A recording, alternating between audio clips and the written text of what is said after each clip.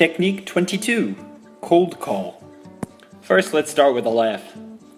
It's hard to explain puns to kleptomaniacs because they always take things literally.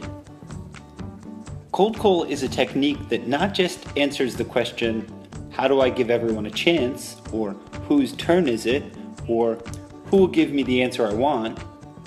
It answers a more important question. How can I adapt my decisions about which students I call on to help all my students pay better attention? Cold call allows you to make engaged participation the expectation. In your class, students' brains are never idle during your questioning.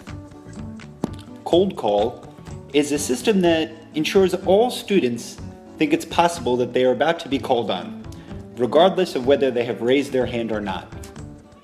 The idea is that you need a system. You need a system that ensures that instead of one student answering each of your questions, all of your students answer all of your questions in their minds. And you simply choose one student to speak the answer out loud. This technique is deceptively simple. You ask a question and then call the name of the student you want to answer it. If students see you frequently and reliably calling on classmates who don't have their hand raised, they will come to expect it and prepare for it. This technique allows you to check for understanding, effectively and systematically. This is crucial because you want to be able to check what any student's level of mastery is at any time, regardless of whether he or she is offering to tell you. Cold call allows you to check on exactly the student you want to check in on and to assess their mastery. You want to do this whether he or she is offering to tell you or not. And this technique makes the process seem normal and a natural part of the classroom. Cold call does not only need to be used when checking for understanding. Your goal is to normalize it as a natural and normal part of your class. Because when students are used to being asked to participate or to answer, they react to it as if it were a normal event. And this allows them to get a more honest and focused answer. Additionally, cold call increases speed in both the terms of your pacing and the rate at which you can cover material. This technique increases speed by reducing the amount of time spent waiting for volunteers. You no longer have to encourage or cajole students to answer questions. With this technique, you no longer have a delay after you ask a question. You don't have to say, I'm seeing the same 4 hands. I want to hear from more of you. Doesn't anyone else know this? You simply state the question and call a name. Using cold call shows that you want to know what each student has to say, that you care about their opinions. Many students may have insight to add to your class, but will not offer it unless you push them or you ask. This technique helps you assert your authority. It establishes that the room belongs to you. It also helps create a cultural effect that will draw out engagement, and it does this in a few ways. Cold call is predictable. If you cold call for a few minutes of your class almost every day, students will come to expect it and change their behavior in advance. When a stimulus is predictable, it changes behavior by anticipation, not just by reaction. So students will prepare to be asked questions at any time. They'll pay attention and ready themselves mentally. This technique is systematic.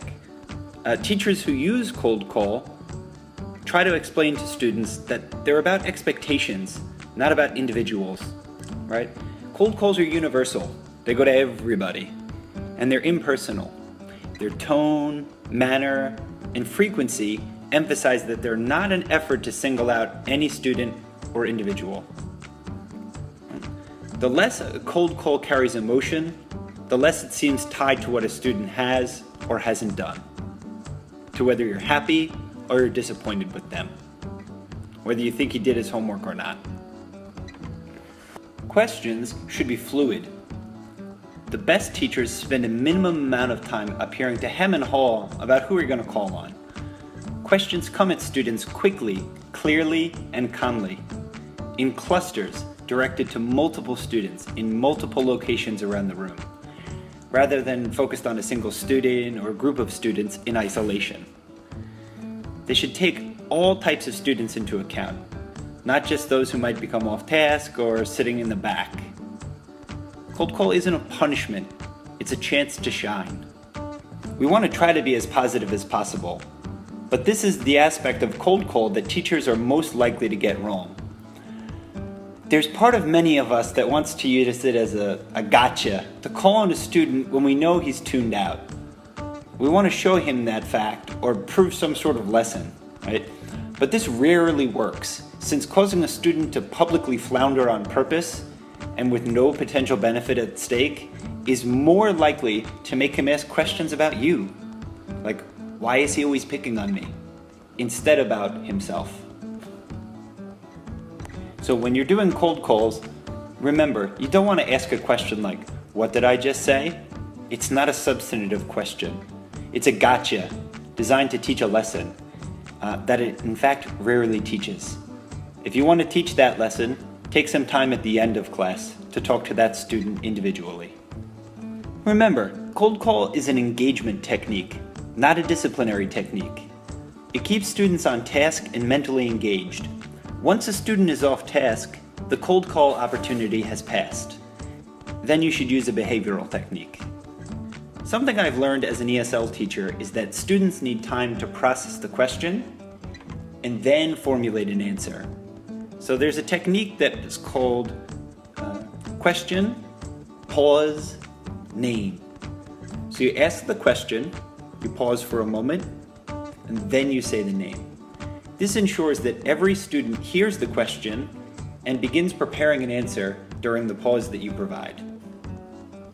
My favorite way to use cold call is to follow up on previous comments in class. This underscores how much you value students' participation and insight. It emphasizes that your students' engagement in what their peers say is as important as their engagement in what you say.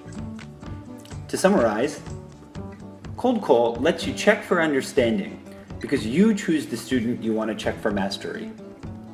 You also don't waste time asking a question and then waiting and cajoling students for answers. Again, it allows you to include more students, not just those raising their hands. Remember, some students have ideas but won't share them unless you push them. And finally, it increases engagement because students don't know when they'll be called on. So there's a strong incentive to do the work and to be prepared to be called on. Good luck with this technique.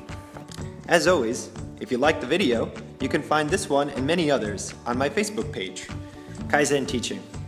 Have a great day.